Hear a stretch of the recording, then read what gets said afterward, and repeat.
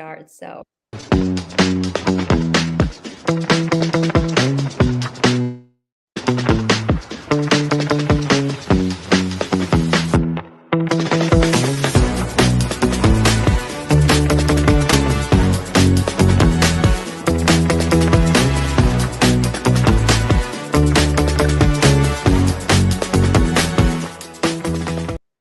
Well, welcome everyone to a new episode of the Women's Empowerment Series. And I have with me an incredible, beautiful guest, Caitlin. I'm so happy to have you. Welcome, my dear. It's my pleasure, Hynd. I'm so happy to be here with you. I'm so proud of all the work you're doing and all the hearts and lives you're touching with your mission. Yes. Well, the Women Empowerment Series is really a series where I invite incredible female leaders from around the world who are doing impactful work and who are really leading and paving the way for many other women so that they can believe in themselves and they can keep on doing it, right? And this is what you do. Aren't you a beautiful representation of that?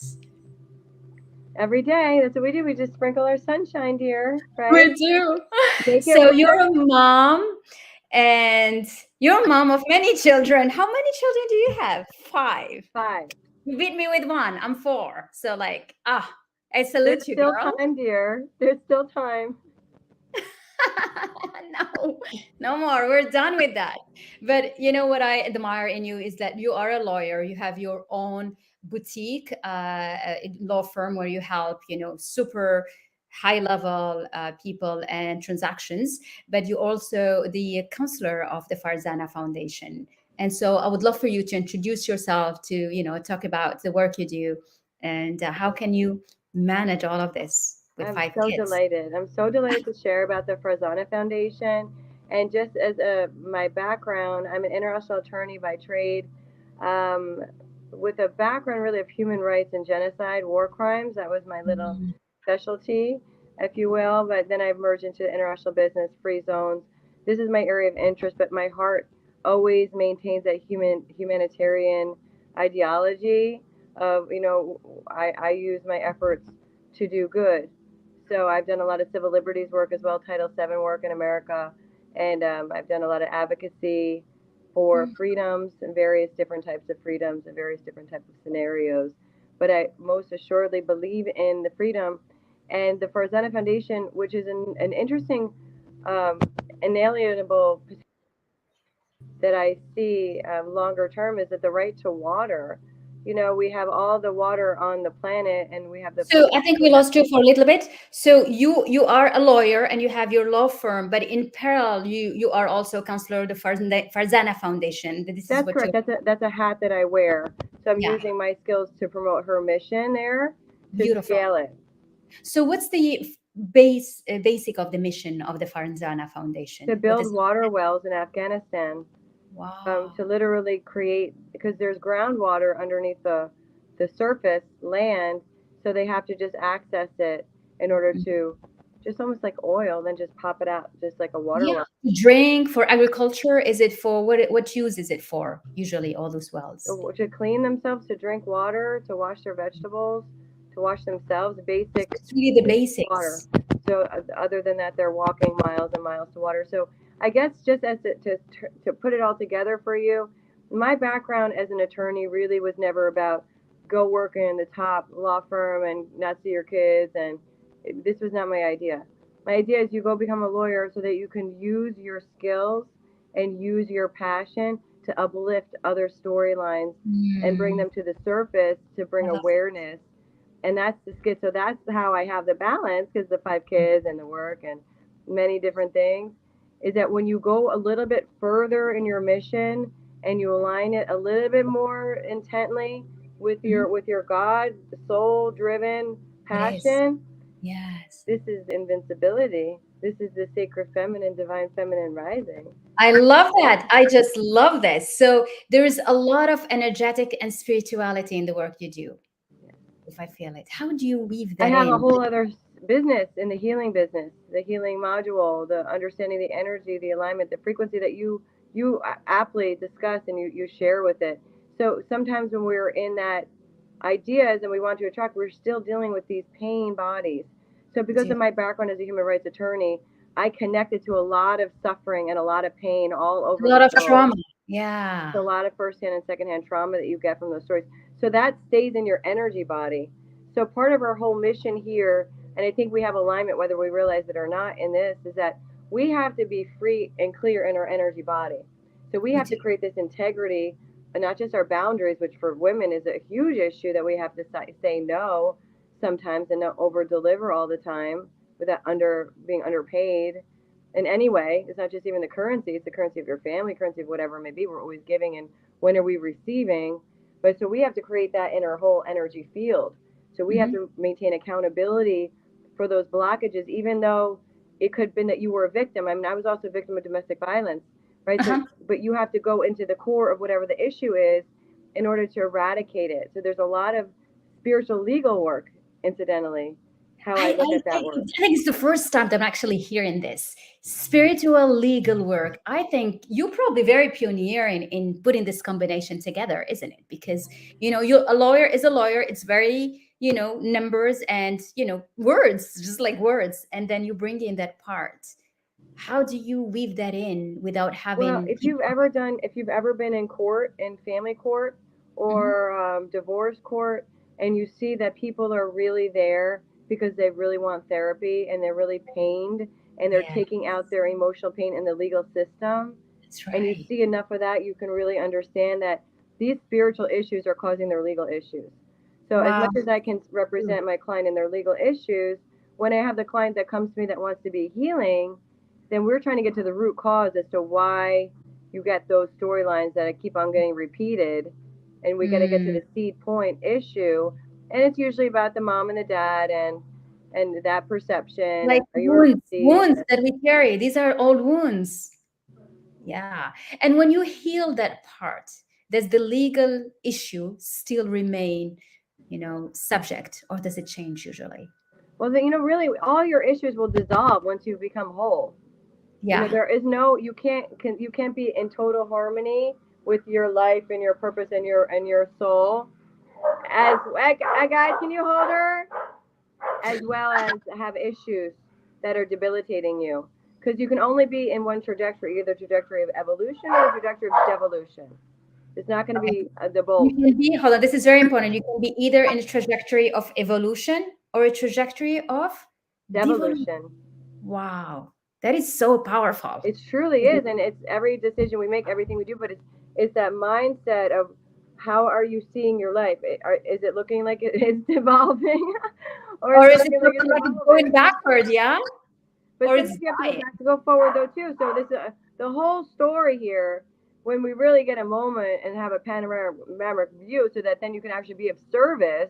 Because until you get through these issues, you can never really be of service, because you're still in your head, in your trauma, and bringing these stories. This is like is the bait of the devil. Keep you stuck, keep you in the washroom stuff, and the low-minded stuff, in order to deny your spiritual truth, to deny your evolutionary greatness, which is what we have to, especially as women. And I know you're Moroccan, and I know my baby daddy is Moroccan, and I've lived in the Middle East, and I've dated plenty of Muslims and friends, even just had friends and understand different cultural realities.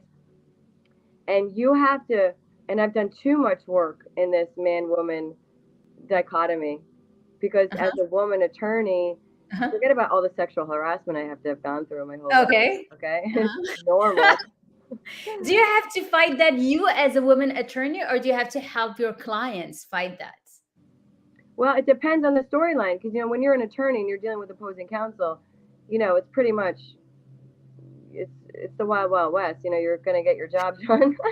And I often say, I hope you Google me, because I don't mind at this point. I'm like, I hope you saw Bambi the Billionaire, because that's my I was going to say, that's my second question, but let's finish on this before, because you're too much excitement. So, but I really want to get to that one by one. So I think what you're doing is so powerful, because you are so bold and leader to be able to bring the spirituality, because you believe truly in it, in a very manly and very structured sector, right? Because law is so structured that, when you bring that immaterial way of thinking, how do you back it up? And that's my question. It's because it's very interesting what you said, because I'm a very great writer, and I say that with humility, because I touched God's mind with my writing already. Okay, So, so when you have ability to legally reason spiritual truths, you most assuredly get a different reaction as well. So, you know, the higher you get in your spirituality, the higher you get in your intellect, because the seat of your soul is your intellect, right? Yeah. So it's just, it's the power of the pen, the power of the mind, because any reasonable, rational person, when you present them with reasonable, rational evidence, has to reasonably and rationally consider that. If not, then they're the joke, right? Yes. So I know how to talk to them. Okay. I can see that. To court, lawyer to lawyer, I know how to play the game. But okay. And then do you change identities? Do you feel like, you know, this is spiritual, you know, you brought the feminine sacred side. Do you use that? Can you be in court and actually, you know, be that very feminine side of you? Do you?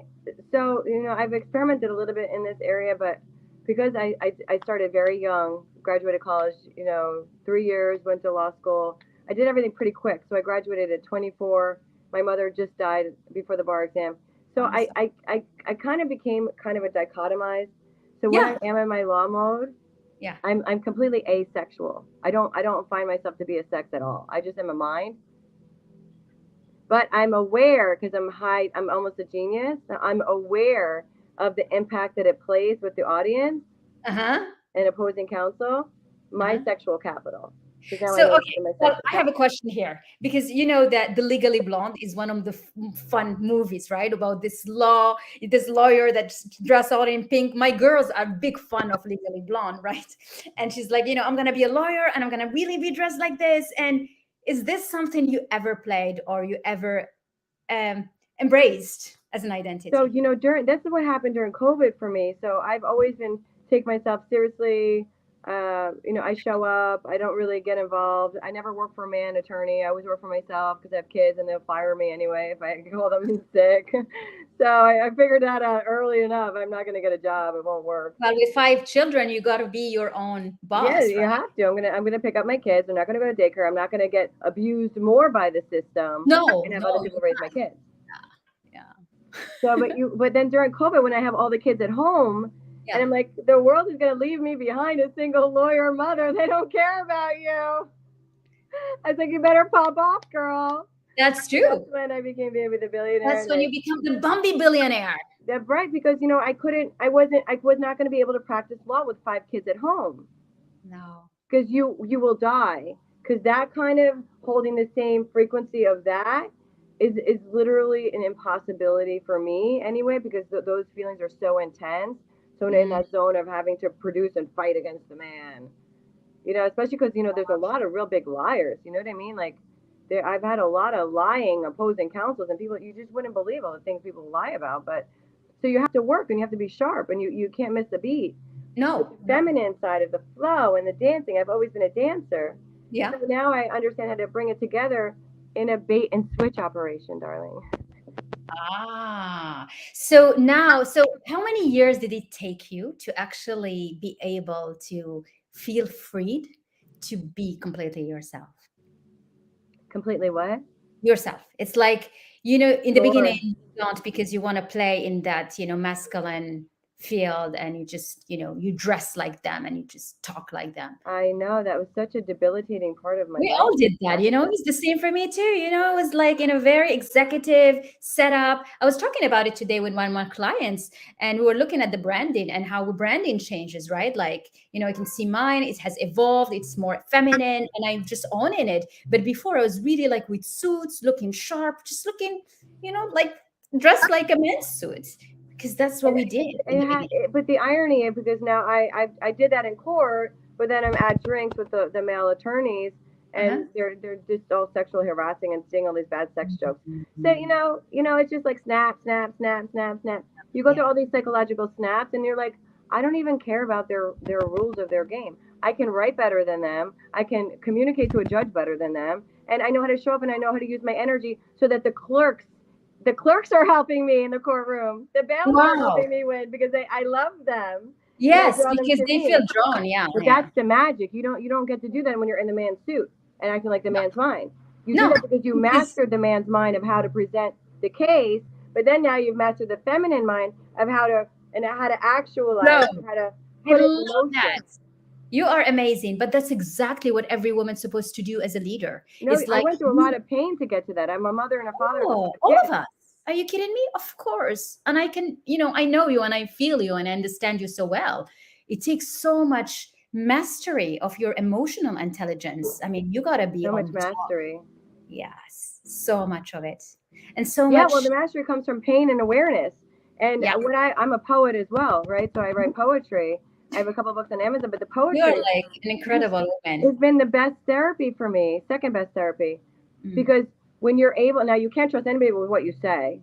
You can't trust anybody. You can't say anything about that you're upset about anything because everyone's going to judge you and Yeah. call people for you. Okay, you can't say anything. So you have to get out your emotions in a way that is mysterious, frankly, Yeah. so that Mhm. you can play the game, That's right. because you have to play the game. Mhm. So, well, you have to play the game in the sense of where I am at my spiritual evolution. I'm playing the game because as I evolve, I share, and in Yeah. my sharing and in my spiritual poetry, Yeah. I'm internalizing and understanding what I'm going through in order to set somebody else to understand what they're going through. Because Mhm. 100% I'm away shore. 100%, no man can have raised 5 kids and done this. This is not possible. It's not. I haven't met one man that could do what I did, and I did the woman part better than the man part, maybe, but Mhm. not in terms of the productivity of my work product. And Yes. that's just, you put your head down and you get your intellect developed. And I think Yeah. that's the And you most find the important part about time. my other brand, Baby the Billionaire, is that Yeah. So tell me about the baby. I was going to ask you. I think it's just incredible brand. that's the fun And I want to part. share it with everyone who's watching us. That's attorney billionaire. Okay. So after all, can you just, I can't hear, but that's okay. So after all of the sexual harassment and all of the abuse and all of the projections from all the men that project on me because I'm smarter than them and they can't handle that I'm going to beat them. Well, what happened is that I was like, listen, after all this projection of all this, I started to understand my sexual capital and my sensual capital. At first, I was using my art photography as a way to heal from all the abuse I underwent from my children's father. But like, no, Yeah. I'm really hot. Like, I don't care what you said, but like, look at the picture. You can't say that anymore. You know what I mean? And look at your billionaire branding. I mean, It's like, it's ooh. amazing, and it's about Yeah. the inner wisdom, the inner valuation, the inner knowledge, the inner way that these young women need these role models. That's 18, true. 19, 20. I'm in the library 5 hours a day, like completely a geek, Wow. and that's still why I look good after 5 kids at 43, because my mind is highly developed intellectually, which then opened up to my spiritual gifts, That's true. because then you can understand it, and the more you can go through your intellect and not in your rationality and your reason, because that's where it gets all the projections and all the societal and cultural limitations. Mhm. So Bambi the Billionaire is an idea, and Bambi's World is a location, and it is a place inside of your own beingness where you are now in the full control as a woman of what your valuation is. It's not about what someone's going to give you like this, okay, how much you're worth. It's not about how much your worth is on the streets. It's about what is your worth as a daughter of God. What is your worth as a woman that is showing and developing and evolving yourself. This I is love really I love that. having knowledge and wisdom. This is the most valuable thing for a woman to have. Yes. It's Yeah. true, because it makes you a wife. Well, I've never been a wife, but it makes you a better mother and a Yeah. better member of society, That's and it true. actualizes your inherent gifts. Yes. I love So how that. do we It's gain beautiful. wisdom? And We I gain and I think wisdom through being Mhm. honest with Mhm. ourselves, honest with our mother's problems, honest with our aunt's problems, honest with our problems, so that we don't repeat the cycles, and we Mm. get bigger, and we Mm. open our shoulders broader, and we can carry more. And it's really all about opening up to carry more frequency so we can manage it. But then it's more than managing, because we don't want to live in a place of, okay, thank God they all went to school today. I mean, no, you want to say thank God they went to school and they have their instruments and they have their languages and they're doing this. We want to have more, so we have to expand for more. And I think that's what I learned the most in all these nervous PTSD things I've gone through, is that you literally have to go beyond your physical body. You have to expand your energy body And just to yeah. survive, I think, depending on who's who and what you went through, because you Yes. have to go beyond your personal experiences and your personal senses. And then Yes. if you can expand and you expand into it, now we're talking about, now we're drawing in our highest good. Now we're aligning with our highest mission. Now we're safe to get over our pain, so we don't have to talk about what happened anymore because we're over it, right? Because that's why we just chatterboxes. We're still therapying it. But once you over the therapy and you've come to peace, now you can actually get to your soul work. That it's almost like the pre-credit. It's like all your pre-credits that you have to do is just, okay, confront your trauma and your pain so you can get over it, so you can actually work for God. I think that's what it is. You can actually get out of your way and allow your divine passion, divine mission to just work and flow, because you're not resisting it because you're scared to talk to people, or you're not resisting it because you don't want them to look at you, or you go through like all of the whatever your things are, right? We have these limitations based on maybe another life or this life or your mother, your father, your own soul inherent contract. So we have to take that time to expand. And I think that that's what, when I get overwhelmed, that's the biggest reminder and catalyst that I have used in my change, is to just open up and broaden your shoulders. Just broaden your shoulders and open up and get the space. And that's where we can overcome that overwhelm. Because as a single working mom, I almost died 100 times paying the bills. I mean, I'm not going to lie. I literally almost died paying the bills and picking up the kids and going to this and making sure that was my priority. But then you got to pay the bills. So, going through all of those traumatic experiences for me made me, number one, know that, listen, I'm not going to die for a bill. Like, I decided that like 5 years ago. Like, I won't die for you. I don't care. No. You know?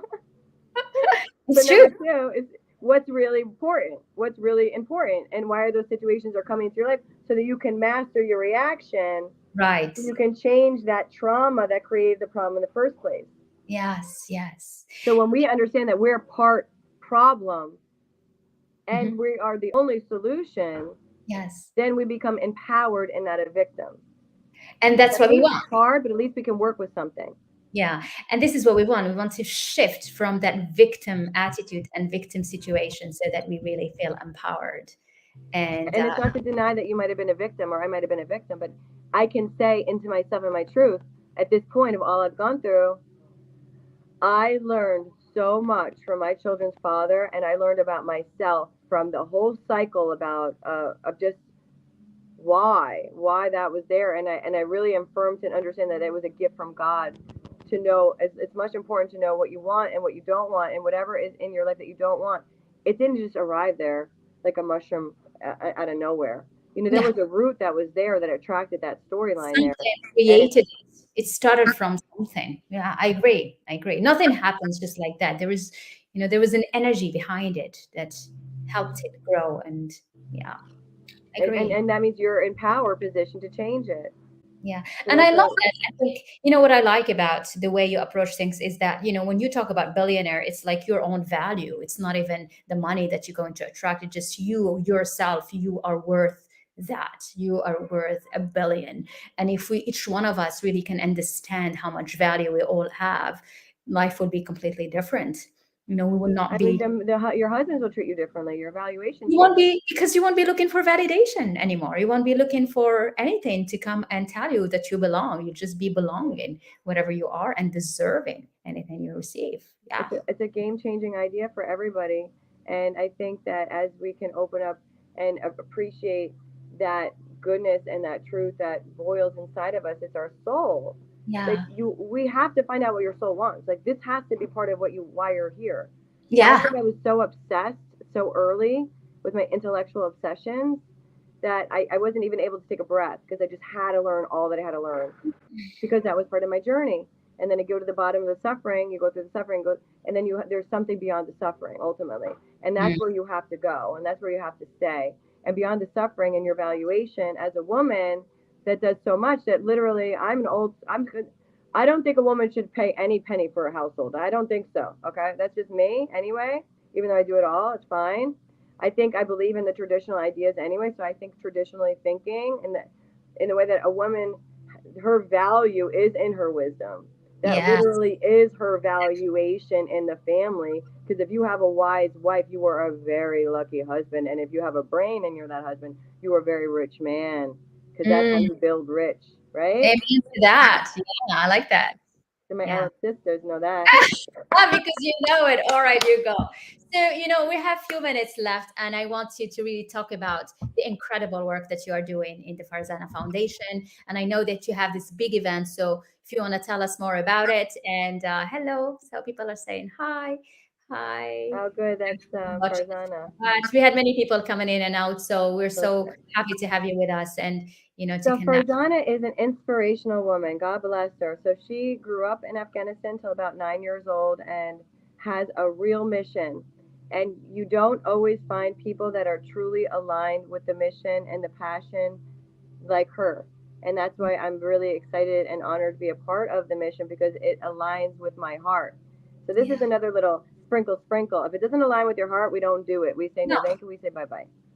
Absolutely. That we're so aligned in that. It has to be like that. Yeah. So Farzana is amazing in her true desire to bring water to the families and the children in Afghanistan.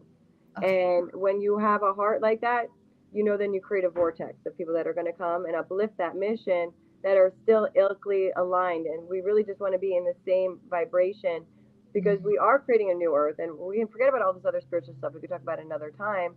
But having the integrity of alignment is the most important thing right now in our life. So her wanting to build the wells, and her being also, she's a personality. She has her own reality show. She's been doing a lot of great things, just even in the social networks of New York City. So her bringing together her influence in her circle, in her social circles, and within the influence of the local diaspora Afghani community, is that we're having another great big event October 27th to raise money to build more wells in Afghanistan and showcase beautiful things in Afghanistan. So anybody that is in the New York City area or wants to take a trip just for this event, October 27th, we would just love to have like-minded people here on mission. The FarzanaFoundation.com is where you can get tickets for it, and where you can just make a donation anyway. But all of the monies that are on top of what is just covering the cost are all going directly to the water wells. So there's a lot of different sponsorship opportunities too, to get your name there, even on a plaque in a water well over there in Afghanistan. Wow. But it's really, whatever your good is that you're doing, is you're aligning with other people that are just good too, and the good mission. This is a beautiful siphoning vortex effect that we're creating here with this. So I'm so excited to build water wells with Farzana and help and scale it. So my role is as an international attorney in my client base, or my colleague base, and expanding the exposure for her to find like-minded alliances within the Afghani diaspora, but also then we have other countries that also need water too. So I think that the vision that we're starting, that she's already started in Afghanistan, we're going to be able to scale that and drive a little bit more awareness to the water scarcity issue. I remember it was in biology 100 years ago in college, and I was like, why can't we just take the glaciers that are freshwater and put them somewhere, and then we could just drink that water? Yeah. And she's like, why don't you do that? I said, okay, maybe we'll do that too. Oh my God, this is beautiful. Well, this is amazing. Congratulations for such beautiful cause and for being part of it. And I know that it's a key element in making this happen. And, we're going to drop the link, and whoever is in New York to join you as well. And I congratulate you for everything you do. I mean, it's such a delight to talk with you. We can stay here forever, but this is our time up. And by Bumpy Billionaire, you are embracing that and carrying that such beautifully as a leader, and as a lawyer, as a mom of 5, and as an incredible advocate for development. Thank you so much. Love you too. You're amazing, and hopefully we can see each other and give each other big hugs soon. And I hope that your event will be a wonderful success this October. Thank you so much for having me, and all your great work you're doing. And let's find new venture goals and new ways to do more for everybody. Yes, exactly. Thank you. Thank you for being with us, everyone. Bye-bye. Bye-bye.